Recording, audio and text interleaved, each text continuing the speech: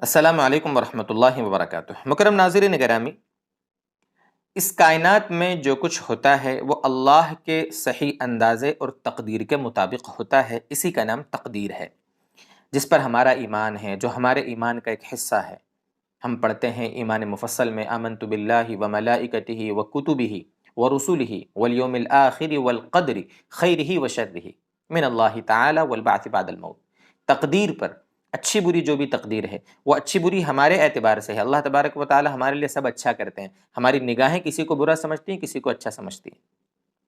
تو اچھی بری تقدیر پر ہمارا ایمان ہے، یہ ہمارے ایمان کا حصہ ہے۔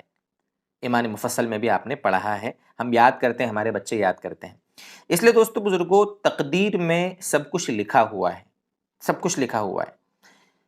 حدیث میں آتا ہے کہ حضرت آدم علیہ السلام کو جو اللہ تعالیٰ نے اپنے ہاتھوں سے پیدا فرمایا، اس سے 50,000 سال پہلے اللہ تعالیٰ نے تقدیر لکھ دی تھی۔ سارے انسانوں کے معاملے میں جو کچھ ہونے والا ہے قیامت تک سب کچھ لکھ دیا تھا۔ جب سب کچھ لکھا ہوا ہے، سب کچھ ہماری تقدیر میں موجود ہے، سب کچھ، تو اب ہمارے ساتھ اگر کچھ برا ہو ظاہری طور پر تو اس سے ہمیں افسوس زیادہ کرنے کی ضرورت نہیں ہے۔ اب سوال یہاں یہ پیدا ہوتا ہے کہ جب سب کچھ لکھا ہوا ہے تو پھر ہم کیوں عمل کریں؟ جو کچھ ہوگا لکھا ہوا وہ تو ہونا ہی ہے۔ ایسا نہیں ہے، اللہ تبارک و تعالیٰ نے سب کچھ ہماری تقدیر میں لکھا ہے، اس سے کوئی انکار نہیں، لیکن اللہ تبارک و تعالیٰ نے ہم کو اختیار بھی دیا ہے، نفع اور نقصان کا، خیر اور شر کا، اچھے برے کا، سمجھ دی ہے، صلاحیت دی ہے۔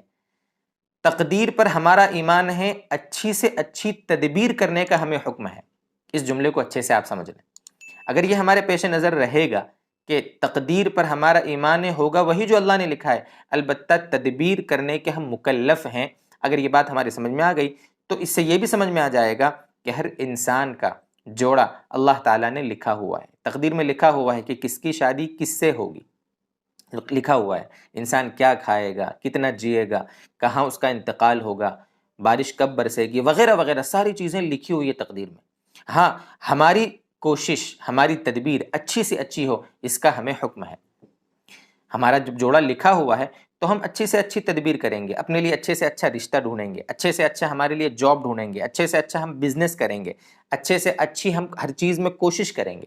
ہم دنیا کے کاموں میں تو تقدیر کے معاملے میں ہم تقدیر کو آڑے نہیں آنے دیتے، دین کا جب معاملہ ہوتا ہے یا دوسری باتیں ہوتی ہیں وہاں تقدیر کا ہم سہارا لے لیتے ہیں۔ ایسا نہیں ہے، اللہ تعالیٰ نے مقدر میں لکھا ہے لیکن انسان کو مجبور نہیں بنایا، اور ایسا بھی نہیں کہ انسان کو پوری قدرت دے دی اور اللہ تبارک و تعالیٰ نے کچھ لکھا نہیں۔ یہ افراط و تفریط نہیں ہے شریعت میں، تقدیر میں لکھا ہے اور تدبیر اچھی سے اچھی کرنے کا ہمیں حکم ہے۔ انشاءاللہ اگر یہ بات سمجھ میں آ گئی تو تقدیر کے معاملے میں زیادہ ہم الجھیں گے نہیں اور زیادہ ہم پریشان نہیں ہوں گے۔ اللہ تبارک و تعالیٰ بہرحال ہمیں سمجھائے، اللہ تبارک و تعالیٰ سمجھ کر ہمیں شریعت کی باتوں پر عمل کرنے کی توفیق عطا فرمائے۔ وآخر دعوانا ان الحمد للہ رب العالمین۔